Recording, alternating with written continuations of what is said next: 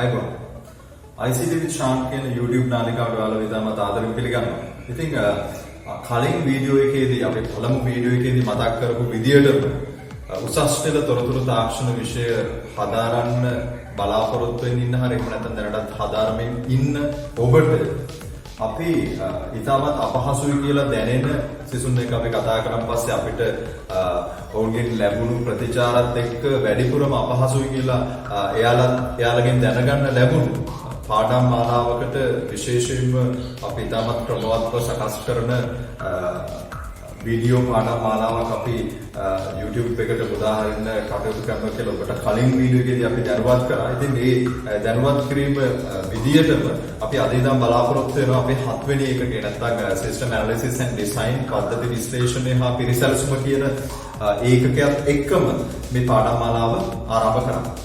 ඉතින් ඔබ දන්න විදියට මේ විෂය තුල බොහොමයක් පාඩම් තිබෙනවා. ඉතින් මේ හැම එකක්ම ඉලක්ක වෙලා තියෙන්නේ මේ තොරතුරු තාක්ෂණ ශාස්ත්‍රය සම්බන්ධව. විශේෂයෙන්ම මේ පද්ධති විශ්ලේෂණය සහ පිරිසැලසුම කියන එකක ගත්තන් පස්සේ මේක තවත් බොහෝ පාඩම් වලට බලපාන එකක්. විශේෂයෙන්ම මේකේ ප්‍රායෝගික ක්‍රියාකාරකම් අවම වුණත් ඔබ අවබෝධ කරගන්න ඕන, තේරුම් ගන්න ඕන තියරි කොටස් නැත්නම් සිද්ධාන්ත කොටස් බොහොමයක් තිබෙනවා. අතරම තුොත් උසස් පෙළ තොරතුරු තාක්ෂණ විෂය ඔබ හදාරන්නේ විශ්වවිද්‍යාලය ඉලක්ක කරගෙන විශ්වවිද්‍යාල පිවිසුම ඉලක්ක කරගෙන වෙන්නට පුළුවන්. එහෙමත් නැත්නම් මේ තොරතුරු තාක්ෂණ ශාස්ත්‍රය තුල යම් ව්‍යවසායකයෙක් වීමට වෙන්න පුළුවන්. එහෙමත් නැත්නම් බොහෝ දෙනා කතා කරන්නේ මෘදුකාංග ඉංජිනේරු ශාස්ත්‍රයට පිවිසීමේ බලාපොරොත්තු වෙන්න පුළුවන්. ඉතින් කොහොම වුණත් මේ තොරතුරු තාක්ෂණ විෂය තුල මෘදුකාංග ශාස්ත්‍රයට පිවිසීමට බලාපොරොත්තු වෙන ඔබට මූලික පදනම නැත්නම් මූලික අඩිතාලම දමා ගන්න පුළුවන් ඉතාමත් වටිනා වැදගත් ඒකකේ තමයි මේ පද්ධති විශ්ලේෂණය සහ පිරිසැලසුම කියලා කියන්නේ. ඉතින් මේ ඒකකය ගැන කතා කරනකොට මේ ඒකකය තුල තියෙන මේ සිද්ධාන්ත කොටස් ඉතාමත් ක්‍රමවත්ව ඔබ මනසට දාගත්තේ නැති වුණොත් එම මේ ඒකකය ඔබට අවුල් සහගත වෙන්න පුළුවන්. ඉතින් ඔන්න ඔය නිසා මම මේ ඒකකයට පාඩම් මාලාව සකස් කරන්න සූදානම් වෙන්න කලින් පොඩි සමීක්ෂණයක් කරලා බැලුවා YouTube එක තුල තියෙන විවිධ වීඩියෝ පාඩම් මාලාවන් ඔස්සේ ගිහිල්ලා. ඉතින් මට හොයාගන්න ලැබුණු ප්‍රධානම ගැටලුවක් තමයි විෂය නිර්දේශය හරියටම පේන විදියට නැත්නම් විෂය නිර්දේශය හරියටම පිළිබිඹු වෙන විදියට අපිට පාඩම් මාලාවක් හොයාගන්න තරමක් අපහසු වුණා. අන්න ඒ තියෙන අඩුපාඩුව මගහරවා ගන්න උත්සාහ කරමින් තමයි මම ඔබට මෙම පාඩම් මාලාව ගේන්න බලාපොරොත්තු වෙන්නේ. ඉතින් ඔයාලට ඉතාමත් පහසුවෙන් ඔයාලගේ උසස් පෙළ තොරතුරු තාක්ෂණ නිර්දේශයට අදාළව මේක ඉතාමත් පහසුවෙන් ගලප ගන්න පුළුවන්. ඒක මම මේකේ තියෙන පාඩම් පෙළගස්සලා තියෙන්නේ ඒකක අංශ පෙළගස්සලා තියෙන මේ විෂය නිර්දේශයේ තියෙන කොටස් අදාළ කරගෙනමයි. ඒ නිසා මෙම පාඩම් මාලාව තුළ මේකකය මෙතනින් ඉදිරියට අපි ගේන්න බලාපොරොත්තු වෙන මේ සියලුම කොටස් ඔබට ඉතාමත් වැදගත් වෙයි කියන එක අපි කල්පනා කරනවා. එතකොට මේකේදී ඔයාලා විශේෂයෙන්ම මතක තියාගන්නට ඕනේ මේකේ තියෙන මේ තියරි කොටස් නැත්නම් මේ සිද්ධාන්ත කොටස් එකිනෙකට ළඟින් යන නැත්නම් එකිනෙක සමග පැටලෙන ගතියක් තිබෙනවා. ඉතින් අන්න ඒක උපරිමයෙන්ම මගහරවා ගන්න පුළුවන් වෙන විදියට නැත්නම් උපරිමයෙන් මගහරවා ගන්න පහසු වෙන විදිහට දැන් මේකේ මම සැලසුම් කරලා තියෙන්නේ. ඉතින් ඔබට පුළුවන් මේක ඔස්සේ නිරන්තරයෙන්ම රැඳලා ඉන්න අපි ක්‍රමානුකූලව ක්‍රමයෙන් අපි ඔබට මේ පාඩම් මාලාව නිකුත් කරනවා. ඔයාලට පුළුවන් මේකත් එක්ක එකතු වෙලා කොහොමද මේ දී ඉතාම පහසුවෙන් අවබෝධ කරගෙන ඔයාලගේ තොරතුරු තාක්ෂණයේ අපහසුම එකක ඉගෙන ගැනීම වගේ තොරතුරු තාක්ෂණ ශාස්ත්‍රය තුළ ඉදිරියට ඔබ යන ගමනේදී මේ මෘදුකාංග නිර්මාණ ශිල්පය නැත්නම් මෘදුකාංග සංවර්ධනය පිළිබඳව මූලික අඩිතාලම මේකෙන් සකස් කරගන්න පුළුවන්. එහෙනම් මේක උසස් පෙළ විතරක් නෙමෙයි ඔබේ විෂයට විතරක් නෙමෙයි ඔබේ ඒ සාමර්ථ්‍ය වෙනුවෙන් පමණක් නෙවෙයි ඔබේ තොරතුරු තාක්ෂණ ශාස්ත්‍රයේ ඉදිරි ගමන තීරණය කිරීමේ ඒකකයක් විදියට මම හඳුන්වා දෙන්න කැමතියි. හරි. ඉතින් අපි බලමු එහෙනම් කොහොමද මේක සිද්ධ වෙන්නේ, කොහොමද මේ පාඩමේ අපිට ඉදිරියට ඉගෙන ගන්න පුළුවන් වෙන්නේ කියන දේ. ඔබට පේනවා දැන් ඔබේ තිරය මත අපිට මේ 7 වෙනි ඒකකයේදී මොනවද ඉගෙන ගන්න තියෙන අංග නැත්නම් අපි හිතමු අපිට මොනවද ඉගෙන ගන්න තියෙන sections. ඔව්. මුලින්ම අපිට දැනගන්න සිද්ධ වෙනවා නැත්නම් අපිට මුලින්ම ඉගෙන ගන්නට වෙනවා පද්ධතියක ගති ලක්ෂණ මොනවද? විශේෂයෙන්ම සඳහන් කරන්න ඕන මේ පාඩම අපි සකස් කරන්නේ නැත්නම් මේ පාඩම අපි ගොඩනගන්නේ මූලිකවම කිසිදු දැනුමක් නැති කෙනෙකුට උනත් පද්ධති පිළිබඳව නැත්නම් පද්ධති සංවර්ධනය පිළිබඳව මූලික දැනුමක් නැති කෙනෙකුට උනත් මුල ඉඳන්ම ඉගෙන ගන්න පුළුවන් වෙන විදිහට තමයි මේ යුනිට් එක අපි හදලා තියෙන්නේ. ඒ හින්දා අපිට සිද්ධ වෙනවා මෙන්න මේ ඒකකයේ ඇතුලේ අපි මොන විදියටද අපේ දැනුම ගොඩනගාගෙන යන්නේ කියන එක මුලින්ම අවබෝධ කරගන්න. ඉතින් ඔයාලගේ විෂය නිර්දේශය දීලා තියෙන විදියටම මුලින්ම අපිට ඉගෙන ගන්න සිද්ධ වෙනවා පද්ධතියක ගති ලක්ෂණ. ඊට පස්සේ අපිට සිද්ධ වෙනවා මිනිසා විසින් නිර්මාණය කරන ලද පද්ධති අධ්‍යයනය කරන්න.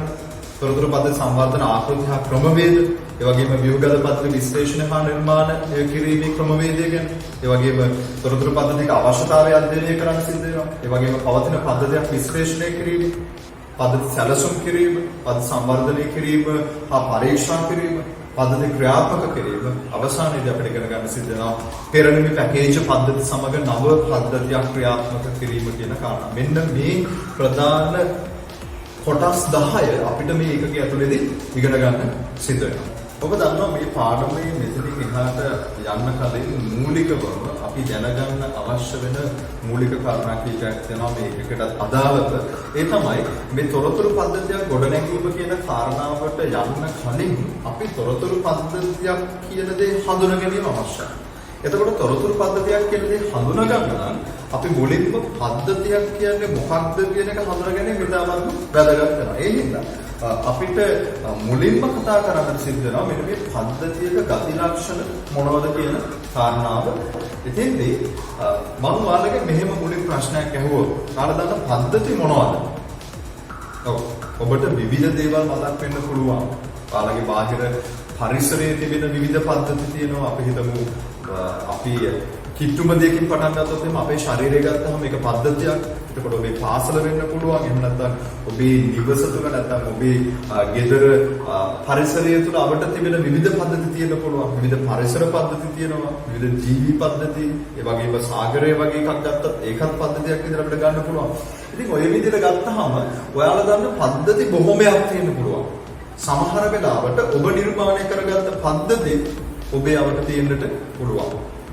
එතකොට දැන් මේ පද්ධතියක් කියන දේ ගැන මුලින්ම හඳුනාගනිද්දී අපිට මුලින්ම සුට්ටක් මතක් කරගන්නට වෙනවා මොනවද අපි දන්න කියන පද්ධති කියලා. මේ තොරතුරු පද්ධති නැත්නම් මේ මෘදුකාංග පද්ධති නිර්මාණය කිරීම ගැන කතා කරන්න කලින්.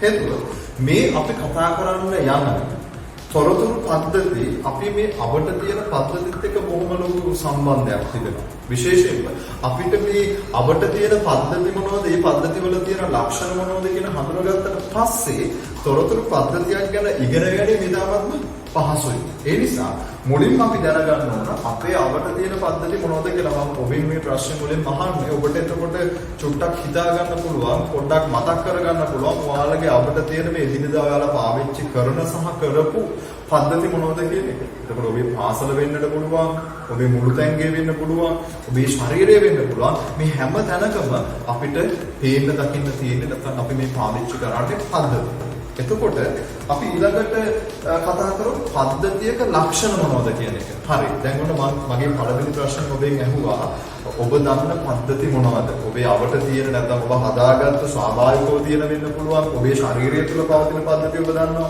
එතකොට මේ හැම පද්ධතියකටම පොදු වෙච්ච අරමුණු මොනවද? නැත්නම් ලක්ෂණ මොනවද? හරි. අපි දැන් කතා කරන්න යනවා මෙන්න මේ කියන විදිහට පද්ධතියක තියෙන ලක්ෂණ මොනවද කියන.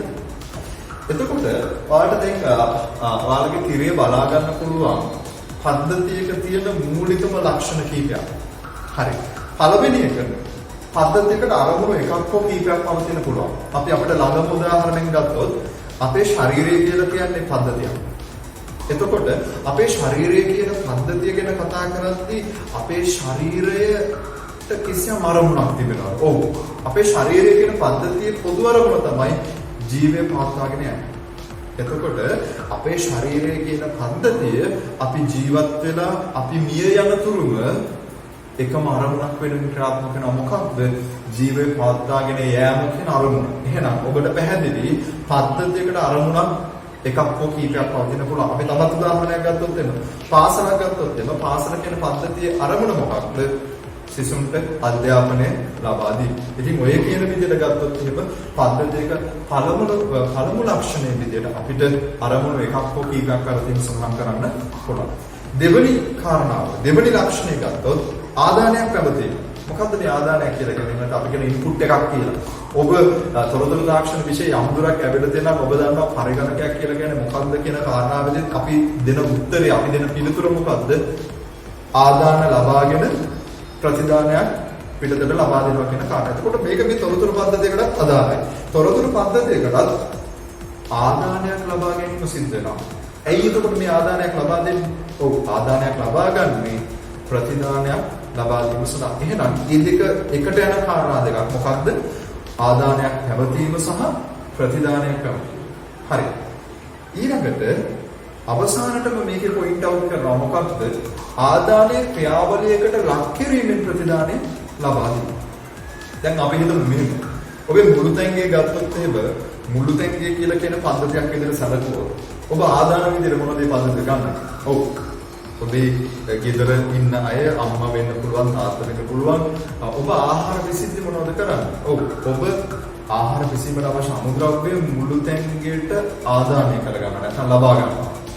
ඉන්පසුව පාලම්කද්ද කරන්නේ යම් ක්‍රියාවලියකට ඒ අමුද්‍රව්‍ය ලක් කරලා යම් ප්‍රතිදානයක් නැත්නම් පිසන ලද ආහාර ප්‍රතිදානයක් විදියට ලබා ගන්නවා. අපිට බෑ මුළුතැන්ගෙට එකවරම අමුද්‍රව්‍ය ලබාගෙන නැත්නම් ඒ අවශ්‍ය දේවල් ලබාගෙන එකවරම ආහාර පිටතට ලබා දෙන්න බෑ. ඒකට යම් වෙලාවක් යම් ක්‍රියාවලියක ලක් කරලා තමයි මේ ප්‍රතිදානය නැත්නම් ඔය කියන පිසන ලද ආහාර පිටතට ලබා ගන්න පුළුවන්කම ලැබෙන්නේ. ඉතින් ඔය සරල උදාහරණයක් ඔබට තේරෙනවා පද්ධතියක් කියලා කියන්නේ මොකක්ද? ඔව් පද්ධතියකට ආදානයක් ගන්නවා, ඒ වගේම ප්‍රතිදානයක් ලබා දෙනවා. ඒ ආදානයේ යම් ක්‍රියාවලියකට ලක් කිරීමෙන් තමයි ප්‍රතිදානයක් ලබා දීම සිද්ධ වෙන්නේ. එතකොට තවත් උදාහරණයකින් පැහැදිලි කරොත් එම පාසලක් ගත්තොත් එහෙම පාසලක් කියලා කියන්නේ සිසුන් ආදාන විදියට ලබාගෙන ඉගෙනගත් සිසුන් ප්‍රතිදානයන් විදියට සමාජයට උදාහරණ පද්ධතියක් විදියට අපිට සලකන්න පුළුවන්. එතෙන්දී ගුරුවරු සහ විදුහල්පතිවරු ඒ වගේම ඒ ආයතනය තුළ ඇති විවිධ උපාංග විවිධ මෙවලම් භාවිතා කරමින් සිසුන් යම් ක්‍රියාවලියකට ලක් කරලා තමයි අධ්‍යාපනය ලබා දීලා පාසලෙන් පිටතට නිකුත් කිරීම නැත්නම් පිට කිරීම සිද්ධ වෙන්නේ. එතකොට මේ හැම කාරණාවකම ඔබට පැහැදිලි වෙනවා පද්ධතියක තිබෙන ලක්ෂණ. පළවෙනි කාරණාව අරමුණු එකක් හෝ කීපයක් පැවතීම, දෙවෙනි කාරණාව ආදානයක් පැවතීම, තුන්වෙනි කාරණාව ප්‍රතිදානයක් පැවතීම, හතරවෙනි කාරණාව විදිහට බලා ගන්න පුළුවන් ආදානයේ ක්‍රියාවලියකට ලක් කිරීමෙන් තමයි මේ ප්‍රතිදානය ලබා දීම පද්ධතියක් විසින් සිද්ධ කරන්නේ. ඉතින් මේක වැඩිපුරම පැහැදිලි කරගන්න පුළුවන් මෙන්න මේ පහළ තියෙන රූප සටහන දිහා බැලුවොත් මොකක්ද ආදාන නැත්නම් ඉන්පුට්, ක්‍රියාවලියක් නැත්නම් ප්‍රොසෙසස් වලට ලක් කරලා තමයි ප්‍රතිදානයක් නැත්නම් අවුට්පුට් එකක් මෙන්න මේ කියන විදිහට පද්ධතියකින් පිටතට ලබා දෙන්නේ. නම් ඔබ දැන් පද්ධතියක් කියන්නේ මොකක්ද කියන කාරණාව යම් තරමකට දන්නවා. පද්ධති ඔබ විවිධ පද්ධති ගැන යම් අවබෝධයක් ලබා ගත්තා. ඒ වගේම මේ පද්ධති වලට තියෙන පොදු ලක්ෂණ කිහිපයක් ගැන ඔබ දැන් අවබෝධ කරගත්තා. හොඳයි. මෙතනට එහාට අපි තවදුරටත් පද්ධතියක ලක්ෂණ ගැන කතා කරන්න බලාපොරොත්තු වෙනවා. දැන් ඔබට ඔබේ තිරේ පේනවා ඇති ඊළඟ රූපරාම නැත්නම් ඊළඟ ස්ලයිඩ් එකකින් ඔයාලට පේනවා ඇති පද්ධතියක් ගත්තාම අපි දැන් මුලින් සඳහන් කරපු විදියට මේ විදියට පද්ධතියකට තිබෙනවා අරමුණු එකක් හෝ කීපයක් පැවතීම කියන ලක්ෂණය, ආදානයක් පැවතීම, ප්‍රතිදානයක් පැවතීම, ආදාන ක්‍රියාවලියකට ලක් කළ තමයි ප්‍රතිදානය එළියට ලබා දෙන්නේ. හරි. මෙතනින් එහාට ගියහම අපි තවදුරටත් පද්ධතියක ලක්ෂණ විදිහට හඳුනා ගන්නවා. මොකක්ද? පද්ධතියක් ගත්තම පද්ධතියක් පරිසරයක් තුළ පවතිනවා. දැන් ඔබ දන්නවා ඔබේ පාසල කියන පද්ධතිය ගත්තම පාසල කියන පද්ධතිය තිබෙන්නේ ඔබේ ප්‍රදේශය නැත්නම් ඔබේ ගම හෝ නගරය කියන පරිසරය පාදක කරගෙන. එතකොට මේ නිසා කියන පද්ධතිය නැත්නම් මනුෂ්‍ය ශරීරය කියන පද්ධතිය ගත්තොත් එහෙම අපිට පරිසරයේ විදිහට මේ පෘථුවිය පදනම් කරගෙන පවතිනවා කියන එක ගන්න පුළුවන්. එහෙනම් ඊටමත් පැහැදිලි ඔබට මොකක්ද පරිසරයක් තුල තමයි පද්ධතියක් පවතින්නේ කියන කාරණාව. එහෙනම් පද්ධතියක ඊළඟ ලක්ෂණ විදිහට අපිට හඳුනා ගන්න පුළුවන් පද්ධතියක් පරිසරයක් තුළ පැවතීම කියන කාරණාව. ඊළඟට පද්ධතියක් පරිසරයෙන් වෙන් කරගන්න පැහැදිලි සීමාවක් පවතිනවා. එතකොට මේක මනුෂ්‍ය ශරීරය කියන පද්ධතියත් එක්කම අපි උදාහරණයක් විදිහට සැලකුවොත් අපි දන්නවා අපේ ශරීරය බාහිර පරිසරයෙන් වෙන් කරන්න සම කියන සීමාව පවතිනවා. එතකොට ඔබේ ප්‍රදේශයේ තියෙන පාසල ගත්තොත් ඒ පාසල ඔබේ ප්‍රදේශයේ කියන සීමාවෙන් වෙන් කරගන්න භෞතිකව හෝ එහෙමත් නැත්නම් යම් ක්‍රමානුකූල නැත්නම් ක්‍රමවේදයක් සහිත සීමාවක් පවතින. එහෙනම් ඊටමත් පැහැදිලිවම පද්ධතියක් පරිසරයක් තුළ පවතිනවා වගේම මේ පවතින පද්ධතියේ පරිසරය වෙන් කරගන්න නැත්නම් මේ පවතින පරිසරයේ පද්ධතිය වෙන් කරගන්න පැහැදිලිවම සීමාවක් ඔබට හඳුනා ගන්න පුළුවන්. මේක අපි කියනවා පද්ධති සීමා නැත්නම් සිස්ටම් බවුන්ඩරි එක කියලා. එතකොට ඊළඟ කාරණාව තමයි පද්ධතියක ලක්ෂණයක් විදිහට අපිට ගන්න පුළුවන් පද්ධතියක් අංග රාශියකින් නිර්මාණලා තියෙනවා. එතකොට ඔබ පාසල කියන පද්ධතිය සැලකුවොත් එම පාසලේ පවතින ගොඩනැගිලි වෙන්න පුළුවන්, එහෙම නැත්නම් ක්‍රීඩාංගණය වෙන්න පුළුවන්, ගුරුවරු වෙන්න පුළුවන්, විවිධ මෙවලම් වෙන්න පුළුවන්. එතකොට ඔබ ඉගෙන ගන්න පාවිච්චි කරන ඩෙස්ක් බංකු වෙන්න පුළුවන්. මේ හැමදේම ගත්තාම පාසල කියන පද්ධතිය නිර්මාණය වෙලා තියෙන අංග. එහෙනම් ඔබ දන්නවා පද්ධතියක් නිර්මාණය වෙලා තියෙන්නේ අංග රාශියකින්. එහෙනම් ඊළඟ කාරණාව පද්ධතියක ලක්ෂණයක් විදිහට අපිට ගන්න පුළුවන් ආදාන පරිසරයෙන් ලැබීම. එහෙනම් අපි කලින් කාරණාවේදී කතා කරා පද්ධතියක ලක්ෂණයක් විදියට ආදානයක් පැවතීම කියන දේ. එතකොට මේ ආදාන කොහෙන්ද ඉන්නේ? ඔව් මේ ආදාන ඉන්නේ ඔය පද්ධතියේ පවතින පරිසරයෙන්. දැන් ඔබ දන්නවා ඔබේ ප්‍රදේශයේ පාසලට ආදානයක් විදියට සිසුන් ඇතුල් වෙන්නේ ඔබේ ප්‍රදේශයේ නැත්නම් ඔබේ ප්‍රදේශයේ කියන පරිසරය තුලින්. එහෙනම් මේක ඉතාමත් පැහැදිලි උදාහරණයක් විදිහට අපිට අරගන්න පුළුවන්. හරි. ඒ වගේම තමයි මේ ආදානය පරිසරයෙන් ලබා ගන්නවා වගේම පද්ධතිය විසින් සකස් කරන ප්‍රතිදානය නැවතත් එම පරිසරයක් ලබා දීම සිද්ධ කරනවා. දැන් ඔබ දන්නවා ඔබේ පාසල කියන උදාහරණ නැවත අපි මතක් කරොත් එහෙම ඔබේ ප්‍රදේශීය සිසුන් පාසලට ඇතුල් කරගෙන ඒ අධ්‍යාපනය ලබන ලද සිසුන් නැවත අදාළ ප්‍රදේශයට නැත්නම් අදාළ පරිසරයට මුදා හැරීමක් තමයි පාසලක් තුළින් සිද්ධ වෙන්නේ. එතකොට ඔය කාරණාව ඔබට වැඩිපුරම පැහැදිලි කරගන්න පුළුවන් මෙන්න මේ ඔබට තිරේ දකින්න මේ රූප සටහන දැක්කොත් එහෙම ඔබ දකිනවා මෙතන මේ පද්ධතියක පරිසරය තිබෙනවා. ඒ වගේම පද්ධතිය පරිසරයෙන් වෙන වෙන පැහැදිලි සීමාවක් ඔයාලට බලා ගන්න පුළුවන්. එතකොට පද්ධතිය පැහැදිලිව පරිසරයෙන් වෙන වෙන සීමාව අපි කියනවා පද්ධති සීමා නැත්නම් සිස්ටම් බවුන්ඩරි එක කියලා.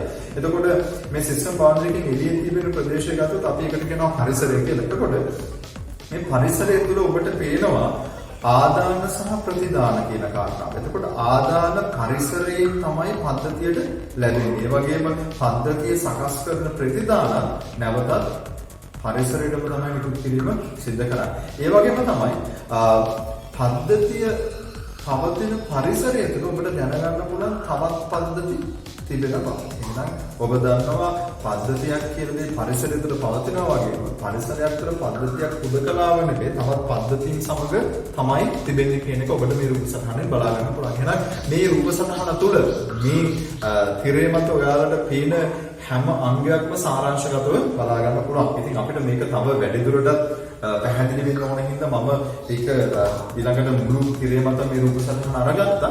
බලන්න එතකොට ඔබට තවත් පැහැදිලි වෙනවා. ඇති පැහැදිලිව පරිසරය තිබෙනවා. පරිසරය තුල පද්ධතිය පවතිනවා. එතකොට පරිසරයේ පද්ධතියේ වෙන වෙන සීමාවක් ඔබට පැහැදිලිව පේන්න තියෙනවා. ඒ වගේම ඒ සීමාවෙන් පිටත ඔබට පේනවා තවත් පද්ධති තියෙන බව. ඒ වගේම පද්ධතියට ආදාන ලබා දෙන්නේ පද්ධතිය පවතින පරිසරයෙන් වගේම පද්ධතිය ලබා දෙන ප්‍රතිදානයක් නැවත පරිසරයටම ලබා දෙනවා. ඔයාලට මේකෙන් පැහැදිලිද? ඒ වගේම බලන්න මේ පද්ධතිය ගොඩනැගිලා තියෙන අංග විවිධ සටහන් වගේ පද්ධතිය තුල පද්ධති සීමාව තුල පෙන්වුම් කරලා තිබෙනවා. ඉතින් මේ රූප සටහන ඉතාමත් වැදගත් වේ උඩ පද්ධතියක් කියන්නේ මොකක්ද කියන කාරණා සහ පද්ධතියේ තිබෙන ලක්ෂණ මොනවද කියන එක තවදුරටත් තහවුරු කරගන්න.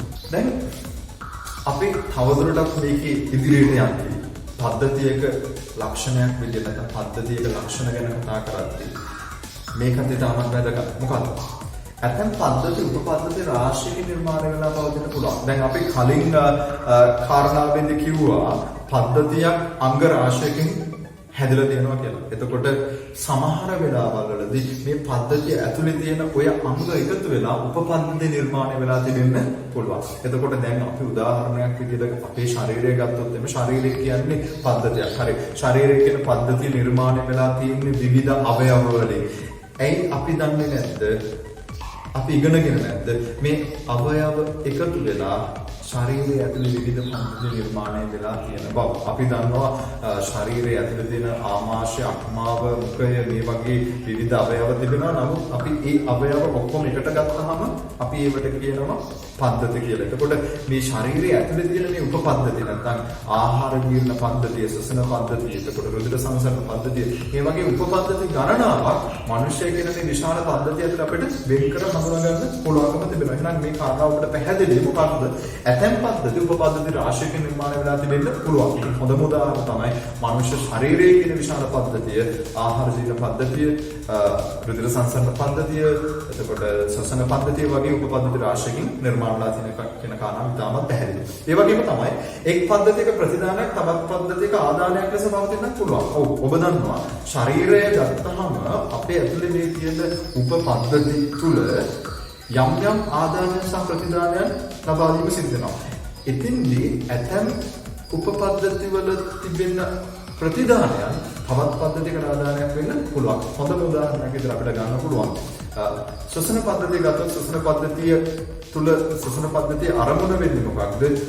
ශරීරයට අවශ්‍ය ඔක්සිජන් අවශෝෂණය කර ගැනීම. එතෙන්දී ශ්වසන පද්ධතිය යම් ආදානයක් ලබා ගන්නවා, වායුවලේ පවතින වාතය ලබා ගන්නවා, වාතය ලබාගෙන ඒ වාතයෙන් යා ෆිල්ටර් කරලා නැත්නම් යා පෙරීමක් කරන ඔක්සිජන් පෙරීමක් කරගෙන යා ප්‍රතිදානයක් විදිහට ඔක්සිජන් ලබා දෙනවා. ඒ ඔක්සිජන් ප්‍රතිදානය යා කොහෙටද ලබා දෙන්නේ? අපි දන්නවා යා ඒක ලබා දෙන්නේ රුධිර සංසරණ පද්ධතියට. එතකොට මේ ශ්වසන පද්ධතිය ඔක්සිජන් කියන ප්‍රතිදානය රුධිර සංසරණ පද්ධතියට ආදානයක් විදිහට ලබා ගැනීම අපේ ශරීරය තුළ සිද්ධ වෙනවා. එතකොට ඔබට මේ කාරණාව ඉතාමත් පැහැදිලි වෙන්න අවශ්‍යයි. මොකක්ද? ඇතැම් වෙලාවට මේ පද්ධතියක් ඇතුලේ තිබෙන උපපද්ධති වල ප්‍රතිදානයක් තවත් උපපද්ධතියකට ආදානයක් විදිහට තිබෙන්නට පුළුවන්. ඉතාමත් පැහැදිලි කාරණාවක්. හොඳයි. දැන් ඔබ දන්නවා මේ පද්ධති මොනවද කියන කාරණාව සහ ඒ පද්ධති වලට තිබෙන ලක්ෂණ මොනවද? ඉතින් ලක්ෂණ රාශියක් ඔබ දැක්කා. ඔබට පුළුවන් මේක තවදුරටත් අධ්‍යයනය කරන්න. අවශ්‍ය නම් තවදුරටත් ප්‍රායෝගික උදාහරණ සමග හිතමින් තේරුම් ගැනීමට ඔබට පුළුවන්කම දෙනවා. හරි. දැන් අපි ඊළඟට යනවා මෙන්න මේ පද්ධතියක් කියන සංකල්පය හඳුනගන්න. හරි. දැන් පද්ධතියක් කියන්නේ මොකක්ද කියන එක ගැන යම් සරල අදහසක් අපිට දෙවෙන්නට පුළුවන්. හැබැයි මේ පද්ධතියක් කියන සංකල්පය අපි කොහොමද නිර්වචනය කරගන්නේ? ඒක ඉතාමත් පැහැදිලිව දැන් නිර්වචනය කරගන්න පුළුවන් අපි මීට කලින් දැනගත දේවල් පාවිච්චි කරගෙන. එහෙනම් ඔබට තිරේ මත පේනවා ඉතාමත් පැහැදිලිව යම් අරමුණක් හෝ අරමුණු කීපයක් ඉටු කර ගැනීම සඳහා ක්‍රියාත්මක වෙන එකිනෙකට අන්තර් ක්‍රියා දක්වන සංගතක එකකින් හෝ කීපයකින් සමන්විත ඒකකයක් පද්ධතියක් විදිහට අපිට නිර්වචනය කරන්න පුළුවන්. එතකොට අර අපි කලින් ඉගෙනගත්ත කාරණා ඔක්කොම සම්පින්දනය කරලා සාරාංශගත කරලා අපිට පද්ධතියක් කියන්නේ මොකක්ද කියන එකට නිර්වචනයක් දීමේ හැකියාව තිබෙනවා. ඔබට ඉතාමත් පැහැදිලිව මේ තිරය මත දැක්වෙනවා මෙන්න මේ පද්ධතියක් කියන්නේ මොකක්ද කියන එකට නිවැරදි අර්ථකථනයක්. ඔන්න ඊළඟට අපි එනවා ඉතාමත් වැදගත් තැනකට. මම ඔබට කලින් සඳහන් කරා අපි මේ පද්ධති ගැන අධ්‍යයනය කිරීමේ අරමුණ වෙන්නේ අපේ විෂය අරමුණ වෙලා තියෙන තොරතුරු පද්ධතියක් නිර්මාණය කරනවා කියන තැනට එන්න. එතකොට මේ තොරතුරු පද්ධතියක් නිර්මාණය කිරීම නැත්නම් මේ මෘදුකාංග පද්ධතියක් නිර්මාණය කරනවා කියන තැනට එන්න නම් අපිට මූලික වශයෙන් පද්ධතියක් කියලා කියන්නේ මොකක්ද සහ මේ පද්ධති වර්ගීකරණයක් කරලා පද්ධතිවල තියෙන එක එක ලක්ෂණ මොනවද ඒව කොහොමද මේ අපි කතා කරන්න යන තොරතුරු පද්ධතියක් එක්ක සම්බන්ධ වෙන්නේ බැඳෙන්නේ කියන එක අපි පැහැදිලිවම තේරුම් ගන්න ඕනේ. එතෙන්දී ඉතාමත් වැදගත් කාරණාවක් තමයි මෙන්න මේ පද්ධති වර්ගීකරණය කියන මාතෘකාව. ඒකට නම් දැන් අපි කතා කරමු පද්ධති වර්ගීකරණය ගැන. ඔයාලට පේනවා පද්ධති වර්ගීකරණය ගැන කතා කරද්දී පද්ධති අපිට විවිධ කරුණු පදනම් කරගෙන වර්ගීකරණය කරන්න පුළුවන්. ඔබට විවිධ පොත්පත්වල විවිධ මූලාශ්‍ර වලින් මේකේ විවිධ වර්ගීකරණයන් හොයාගන්නට පුළුවන්. නමුත් මම මේක අපේ විෂය නිර්දේශයට අදාළ වෙන විදිහට සාරාංශගත කරොත් එහෙම අපිට පුළුවන් පද්ධති ප්‍රධාන වශයෙන් ආකාර තුනකට වර්ගීකරණය කරන්න. ඔව් ඔබට තිරය මත පේනවා පළවෙනි ආකාරයේ විවෘත සහ සංවෘත පද්ධති. දෙවැනි ආකාරයේ ස්වාභාවික සහ කෘත්‍රිම පද්ධති. අපි නැත්නම් කියනවා natural systems and man made systems කියලා. ඒ වගේම සජීවී හා භෞතික පද්ධති. හරි. එතකොට අපිට පුළුවන් මෙන්න මේ කියන විදියට ප්‍රධාන ආකාර තුනකට පද්ධති වර්ගීකරණයක් සිදු කරන්න. ඉතින් අපි බලමු මොනවද මේ ආකාර වලින් එක් ආකාරයක් ඒ ආකාරයත් එක්ක පද්ධති වලින් ඒ පද්ධති වෙන වෙන්නේ කොහොමද කියන දේ. හරි. දැන් මුල්ම පද්ධති වර්ගීකරණ කාණ්ඩය ගත්තොත් එම විවෘත සහ සංවෘත පද්ධති නැත්නම් අපි කියන open and closed systems. මොකක්ද මේ කියන්නේ? මොකක්ද මේකේ පදනම? ඔව්. අපි මේක දෙපැත්තකට බෙදලා වෙන් කරගත්තොත් ඉතාමත් පැහැදිලිව ඔබට තේරුම් ගන්න පුළුවන්. විවෘත පද්ධති සහ සංවෘත පද්ධති කියන දෙක සංසන්දනය කරද්දී විවෘත පද්ධති සහ සංවෘත පද්ධති කියන දෙක සංසන්දනය කරද්දී ඔබට පැහැදිලිවම පේනවා මේ වම් පැත්තේ මම කරුණු දක්වලා තියෙනවා විවෘත පද්ධතියක ලක්ෂණ, දකුණු පැත්තේ ඔබට තියෙනවා සංවෘත පද්ධතියක ලක්ෂණ. හරි. විවෘත පද්ධතියක් කියලා කියන්නේ මොකක්ද? ඔව්. විවෘත පද්ධතියක පළවෙනි කාරණාව විදිහට මම ඔයාලට කියනවා පද්ධති සීමාව හරහා බාහිර පරිසරයට සම්බන්ධ වීමක් සිද්ධ වෙනවා. මේ විවෘත කියන එකේ අදහස මොකක්ද? අපි කලින් සඳහන් කරා පද්ධතියක් පවතින්නේ පරිසරයක් තුල කියන එක. ඒ වගේම පද්ධතිය පරිසරයෙන් වෙන වෙන සීමාවක් පවතිනවා කියන එක අපි කතා කරා. එතකොට ඔන්න ඔය කියන සීමාව හරහා අදාළ පද්ධතිය එයා පවතින පරිසරයත් එක්ක අන්තර්ක්‍රියාවක් නැත්නම් යම් සම්බන්ධයක් පවතිනවා නම් අන්න අපි එහෙම පද්ධතියකට කියනවා විවෘත පද්ධතියක් කියලා. එතකොට ඕක සංවෘත පැත්තට ගියොත් මොන වගේ දෙයක් වෙනවද? ඔව්. එතෙන්දී අපි සඳහන් කරනවා බාහිර පරිසරයට සම්බන්ධ නොවි හෝ ඉතා අල්ප වශයෙන් සම්බන්ධ වෙලා පවතිනවා කියන එක. මෙතෙන්දී ඇයි අපි මේ සඳහන් කරේ සම්බන්ධ නොවි හෝ අල්ප වශයෙන් කියන එක. ඉතින් ඔබට හිතලා බලුවොත් මේ විදිහට සංවෘත පද්ධතියක් ගැන ඉතාමත් විරලයි මේ වගේ සංවෘත පද්ධති. කොහොමද පරිසරයකට සම්බන්ධ වෙන්නේ නැතුව පද්ධතියක් පවතින්නේ? මෙන්න මේ කාරණාව හින්දා විශේෂයෙන් මෙතන මම සඳහන් කළා දෙනවා මොකද්ද? සංවෘත පද්ධතියක් බාහිර පද්ධතියකට සම්බන්ධ නොවේ මොවිත අල්ප වශයෙන් සම්බන්ධ වෙන පවතින්න පුළුවන් කියන දේ චුට්ටක් පොයින්ට් අවුට් කරලා දෙනවා. හරි. ඊළඟට විවෘත පද්ධතියක් පැත්තට ආවොත් එහෙම නැවත එසේ සම්බන්ධ වීමට බොහෝ අරමුණු පවතින පුළුවන්. දැන් අපි විවෘත පද්ධතියක් ගැන කියන්නේ කිව්වා මෙයා බාහිර පරිසරයත් එක්ක සම්බන්ධයක් පවතිනවා කියලා. එතකොට ඇයි එහෙම සම්බන්ධ වෙන්නේ? ඔව් ඒකට විවිධ අරමුණු තිබෙන්න පුළුවන්, විවිධ හේතු තියෙන්න පුළුවන්. ඔබට මෙතෙන්දිම මතක් වෙන්න පුළුවන් බාහිර පරිසරයෙන් ආදානය ලබා ගන්නවා නම් සහ බාහිර පරිසරයට ප්‍රතිදානය ලබා දෙනවා නම් ඔව් මේ විවෘත පද්ධතියක් බාහිර පරිසරයට විවෘත වෙලා නැත්නම් මේ බාහිර පරිසරයත් එක්ක අන්තර්ක්‍රියාවක් පවතින හේතුව මේ විදිහට අපිට සලකන්න පුළුවන්. හරි. ඒක සම්ප්‍රත පද්ධති පැත්තට ගියොත් එහෙම මේවා පවතින පරිසරය තුළ ඉතා ස්වාධීනව ක්‍රියා කරනවා. ඔව්. ඔබට එහෙනම් මේක ඉතාමත් පැහැදිලිව තේරුම් ගන්නට පුළුවන් මොකක්ද මේ සම්ප්‍රත පද්ධතියක් බාහිර පරිසරය සමග සම්බන්ධ නොවි ඉතාමත් ස්වාධීනව ක්‍රියාත්මක වෙනවා කියන කාරණා. ඒ වගේම විවෘත පද්ධතියක් ගැන කතා කරොත් ආයම බාහිර පරිසරයෙන් ආධාර ලබාගෙන පරිසරයටම ප්‍රතිදානයක් ලබා දීම සිදු කරනවා. ඔව් මෙතෙන්දී ඔබට පැහැදිලි වෙනවා ඇයි මේ විවෘත පද්ධතියක් බාහිර පරිසරයත් එක්ක අන්තර්ක්‍රියාවක් සම්බන්ධයක් ලබා ගන්න කියන්නේ. ඒ වගේම සම්ප්‍රත පද්ධතියක් පැත්තට ගියොත් පූර්ණ වශයෙන් සම්ප්‍රත පද්ධති ඉතාමත් විරලයි කියලා අපිට ගන්න පුළුවන්. ඒදුව ගොඩක් වෙලාවට පද්ධතියකට අරමුණක් තිබෙනවා නම් යම් ආදානයක් ලබාගෙන ප්‍රතිදානයක් ලබා දීමේ ක්‍රියාවලියක් සිදු කරන්න පූර්ණ වශයෙන් සම්ප්‍රත පද්ධතියක් ඉතා විරලයි කියලා අපිට සලකන්න පුළුවන්. ඒ වගේම විවෘත පද්ධති වලට උදාහරණයක් විදිහට අපිට සලකන්න පුළුවන් අපේ අවුල තියෙන බොහෝමයක් පද්ධති ඇත්තටම විවෘත පද්ධති විදිහට තමයි අපිට ගන්න පුළුවන්. උදාහරණයක් විදිහට මිනිස්සුන්ට ගත්තොත් විවෘත පද්ධතියක් හේතුව මිනිස්සුන්ට අවශ්‍ය වෙන සියලුම දේ අපි ඉන්න පරිසරයෙන් අපි ලබා ගන්න. ඒ වගේම අපේ සියලුම දේ නැවතත් පරිසරයට ලබා දීම සිදු කරන හින්දා ඉතාමත් සරල උදාහරණ රාශියක් අපිට මේ විවෘත පද්ධති ගැන ලබා ගන්න පුළුවන්. ඒ වගේම සම්ප්‍රත පද්ධති ගැන කතා කරනකොට උදාහරණ අපිට බා ගන්න තරමක් අපහසුයි. හැබැයි මම මෙතෙන්දි සඳහන් කරනවා උදාහරණයක් විදිහට CIA නැත්නම් ඇමරිකාවේ තියෙන රාජ්‍ය රහස් තොරතුරු ඒකකයේ වගේ ආයතනයක් ගත්තම මේ වගේ ආයතනයක් අපිට බුද්ධිසරතුරු සේවාවක් ගත්තම මේ වගේ ආයතනයක් අපිට මෙන්න මේ කියන සම්පූර්ණ පද්ධතියක් විදිහට සලකන්න පුළුවන්කම ලැබෙනවා. එහෙනම් ඔබට දැන් මේ පළවෙනි වර්ගීකරණීය පද්ධතිවල පැහැදිලි ඇති මොකක්ද සම්පූර්ණ හා විවෘත පද්ධති කියන්නේ කියලා. හොඳයි. මේට කලින් අපි කතා කරා විවෘත සහ සම්පූර්ණ පද්ධති ගැන. දැන් අපි කතා කරන්න බලාපොරොත්තු වෙනවා ස්වාභාවික සහ કૃත්‍රිම පද්ධති ගැන. හරි. මෙන්න මේ පද්ධති වර්ගීකරණය කියන ටොපික් එක ඇතුලේ මාතෘකාව ඇතුලේ අපි දැන් එනවා දෙවනි කැටගරි එක නැත්නම් දෙවනි වර්ගීකරණයට. මොකක්ද?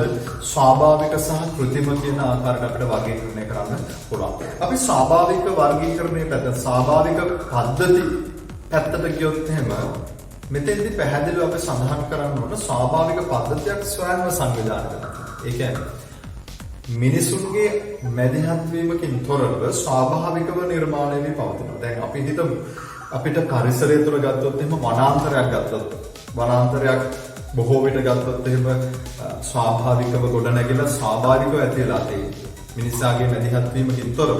ඒ වගේම තමයි සාගරයක් නැත්නම් යම් ගංගාවක් වගේ එකක් ගත්තොත් ඒ වගේ දේවල් ගත්තොත් එහෙනම් අපිට ඉතාමත් පැහැදිලිව පේනවා ඒ තමයි ඒව ස්වයං සංවිධානය වෙලා තියෙනවා.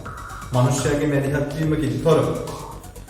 ඒ වගේම કૃත්‍රිම පද්ධති ගත්තොත් නැත්නම් අපි කියනවා man made system එකක් ගත්තොත් එහෙම මිනිසාගේ මැදිහත් වීමෙන් තමයි නිර්මාණය වෙලා තියෙන්නේ. ඔබට ඕන තරම් උදාහරණ දෙන්න පුළුවන් මිනිසාගේ මැදිහත් වීමෙන් නිර්මාණය කරලා තියෙන පද්ධති.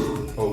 පාසලක් ගත්තොත් එහෙම නැත්නම් බැංකුවක් ගත්තොත් මේ හැම එකක්ම ගත්තොත් මිනිසාගේ මැදිහත් වීම නැත්නම් මිනිස්යාගේ අවශ්‍යතාවයක් මත මිනිස්යා විසින් නිර්මාණය කරගත පද්ධති විදිහට ගන්න පුළුවන්කම තිබෙනවා. ඒ වගේම නැවතත් අපි ස්වාභාවික පද්ධති පැත්තට ආවොත් එහෙම ස්වාභාවික පරිසරය සමග අන්තර්ක්‍රියාවක් දක්වනවා. ඔව්. ස්වාභාවික පද්ධතියක් නිරන්තරයෙන්ම ස්වාභාවික පරිසරය සමග තමයි අන්තර්ක්‍රියාව දැක්වීම සිද්ධ කරන්නේ. ඒ වගේම કૃත්‍රිම පද්ධතියක් පැත්තට අපි ආවොත් එහෙම ජීවි වෙන්න අජීවී ද්‍රව්‍යයන්ගෙන් සමන්විතලා තියෙන්න පුළුවන්. ඔව්. දැන් අපි දන්නවා පාසලක් ගත්තොත් එහෙම පාසල කියන පද්ධතිය કૃත්‍රිම පද්ධතියක් නැත්නම් man made system එකක්. මනුෂ්‍ය විසින් නිර්මාණය කරගත්ත පද්ධතියක්.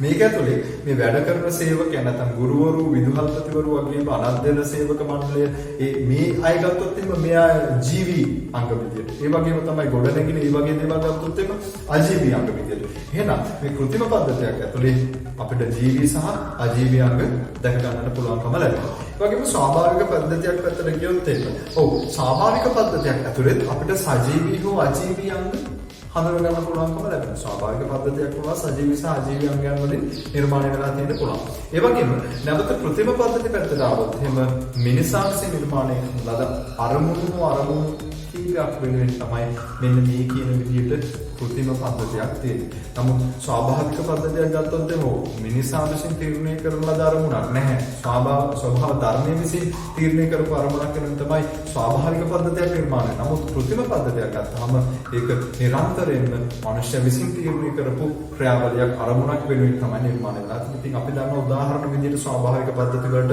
වනාන්තර අරගන්න පුළුවන්. ඒ වගේම કૃත්‍රිම පද්ධතියකට උදාහරණයක් නැත්නම් මිනිස්සු හදාගත්ත පද්ධතියකට උදාහරණයක් විදිහට අපිට ප්‍රවාහන පද්ධතියක් ඉතාමත් පහසුවෙන් හඳුනා ගන්න පුළුවන්කම ලැබෙනවා. හරි.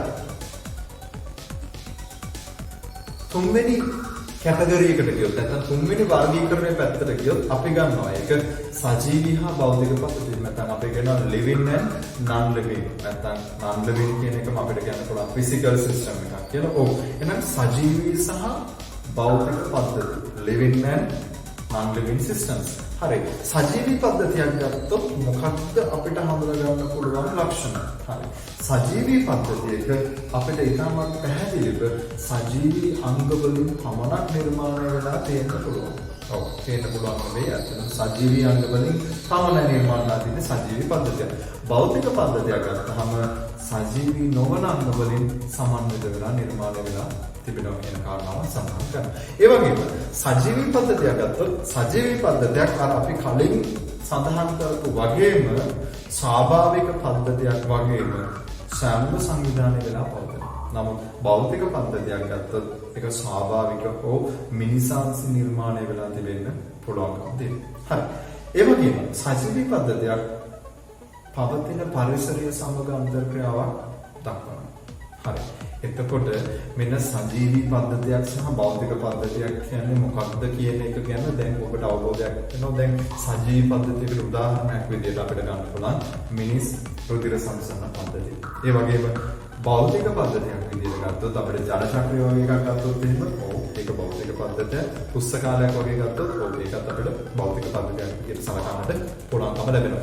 දැන් ඔබට ඉතාමත් පැහැදිලි වීමට අවශ්‍යයි අපි දැනගත්ත දැන් පද්ධති වර්ගීකරණය කරන්නේ කොහොමද? ඒ වගේම අපිට මේ දකින්න අහන්න අත්දකින්න ලැබෙන හැම පද්ධතියක්ම පාහේ ගත්තොත් ඔය සඳහන් කරපු කිසියම් පද්ධති වර්ගීකරණ එකකට හෝ කීපයකට අදාළ වෙන්න හැකියාවක් තියෙනවා. මේ කාරණාව ඔබ නිරන්තරයෙන්ම සාකච්ඡා කරන්න නැත්නම් මෙනෙහි කරන්න අවශ්‍යයි. ඒ ස්වාභාවිකව ඔබට එදිනෙදා හමු වෙන පද්ධති මේ පද්ධති වලින් මොන කැටගරි එකකටද නැත්නම් මොන අංශයකටද අයිති වෙන්නේ කියන එක ඔබ නිරන්තරයෙන්ම කල්පනා කර බැලිය යුතුයි. විශේෂයෙන්ම ඔබේ විභාගයට මේ වගේ තැන් වලින් විශේෂයෙන්ම ප්‍රශ්න ඇසීමේ හැකියාව තාමත් බහුලව පවතින හින්දා.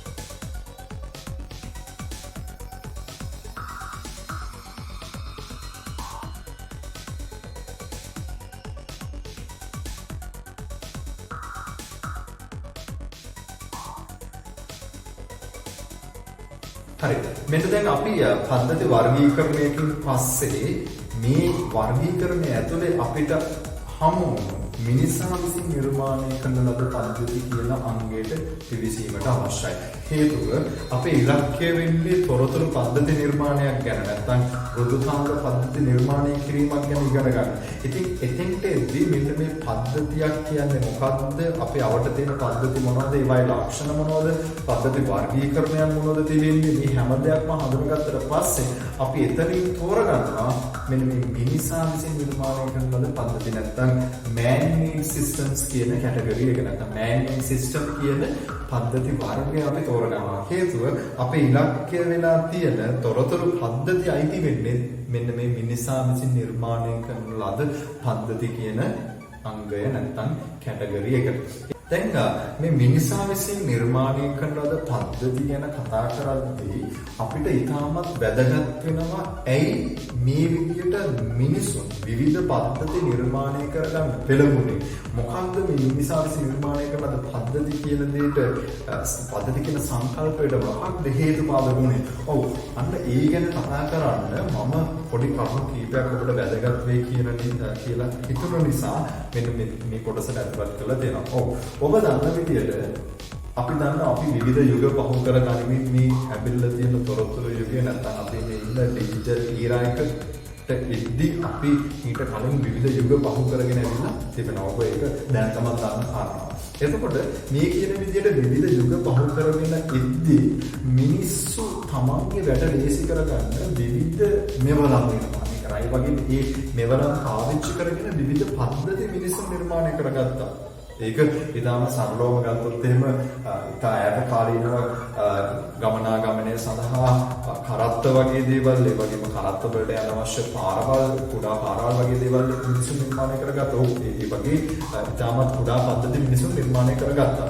මිනිස්සු තමන්ගේ වැඩ පහසු කර ගැනීම වෙනුවෙන්. ඒ වගේම මිනිස්සු කිසියම් පද්ධතියක් නිර්මාණය කරලා ඒ පද්ධතියේ තමන්ට අවශ්‍ය කාරණාව ඉෂ්ට වෙන්නේ නැති බවක් හැඟුණොත් ඒ පද්ධතිය තවදුරටත් වැඩි දියුණු කිරීමට වගේම ඒ පද්ධතිය නැවත සකස් කර නව පද්ධතියක් නිර්මාණය කිරීමට මිනිස්සු නිරන්තරයෙන්ම පෙළඹෙලා තිබෙනවා. ඒ වගේම තමයි මේ විදියට මිනිස්සු තමන්ගේ පද්ධති නිර්මාණය කිරීම පසු කාලීනව මේ එදිනෙදා වැඩ වෙනුවෙන් පමණක්ම නෙවෙයි මේ දියුණු වෙච්ච විවිධ ශාස්ත්‍ර සෞඛ්‍ය ප්‍රවාහනය ඒ වගේම පරිපාලනය වගේ දේවල් වලට මිනිස්සු පාවිච්චි කරන්න පටන් ගත්තා. එහෙනම් මේ පද්ධති කියන එක ඉතාමත් කුඩා කාරණාවක් වෙනුවෙන් ගොඩනගන්න පටන් ගත්ත එක පසු කාලීනදා සංකීර්ණ කාරණා සඳහා පද්ධති නිර්මාණය කිරීමට මිනිස්සු පෙළඹුණා පටන් ගත්තා. හරි. ඒ වගේම මේ වගේ පද්ධති නිර්මාණය කිරීම මුල් කාලේ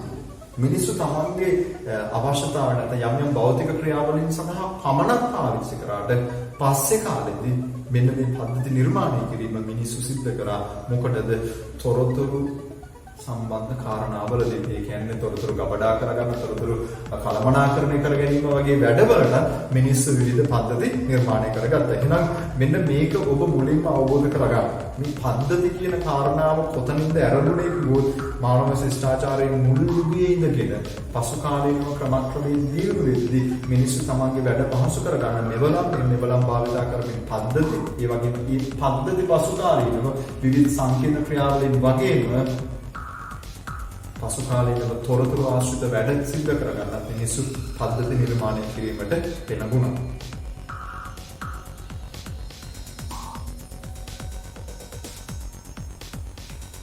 හරි.